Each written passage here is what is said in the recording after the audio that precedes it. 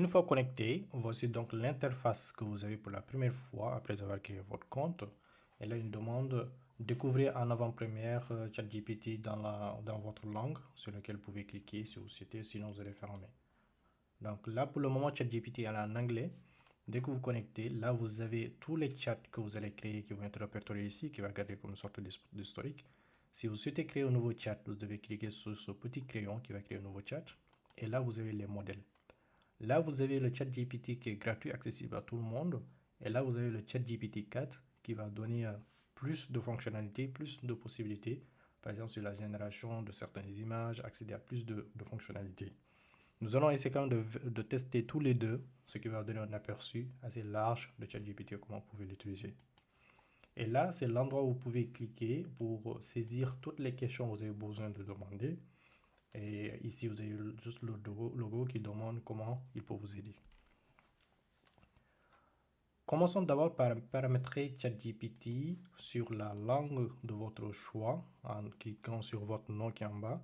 Puis vous pouvez cliquer sur Settings.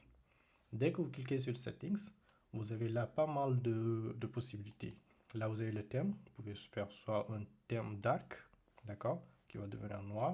Vous pouvez mettre un thème light qui va revenir sur le thème qu'on était, ou bien il va directement reprendre le thème de votre système, d'accord, c'est-à-dire le thème de votre ordinateur qui est déjà paramétré. Et ici, il demande l'option de cocher ou de ne pas cocher, c'est-à-dire toujours montrer le code quand vous utilisez l'analyse des données. Et la deuxième chose, vous avez ici la langue. Déjà, si vous saisissez, ChatGPT va essayer de détecter automatiquement la langue que vous avez saisie. Et donc, si vous ne souhaitez pas cela, donc vous pouvez revenir ici pour saisir une langue en particulier. Dans le cadre de notre démo, nous allons utiliser le français. Et donc là, il vient de mettre comme une sorte d'erreur. On va juste rafraîchir cette page. Je pense que ça va disparaître. Et déjà bon, il est déjà en français. Nous pouvons retenir là-bas pour continuer à explorer les possibilités que nous avions. Là, vous avez les chats qui sont archivés, toutes les discussions que vous avez déjà intégrées dans ChatGPT. Vous pouvez donc accéder s'il y en a. Si vous ne souhaitez plus, je pense que vous pouvez les supprimer. Ici, vous pouvez aussi avoir le choix d'archiver tous les chats en cliquant sur archiver tout ou tout simplement tout supprimer en même temps. Et là, dans le deuxième onglet, vous avez la voix, d'accord?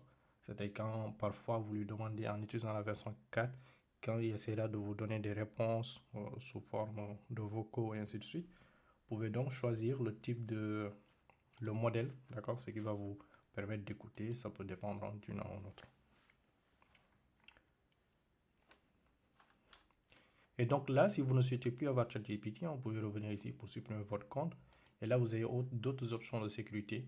Par exemple, l'authentification de facteurs, ce qui va vous permettre de bien s'assurer que c'est vous qui utilisez le compte, et ainsi de suite. Et là, si vous souhaitez aussi déconnecter toutes les autres applications sur lesquelles est créé votre compte. Par exemple, vous utilisez sur votre ordinateur votre portable. Vous avez utilisé l'ordinateur d'une autre personne, le portable d'une autre personne pour se connecter à votre compte, mais vous avez oublié de le faire. Donc, vous venez ici pour déconnecter partout, d'accord, sur tous les appareils sur lesquels vous étiez connecté.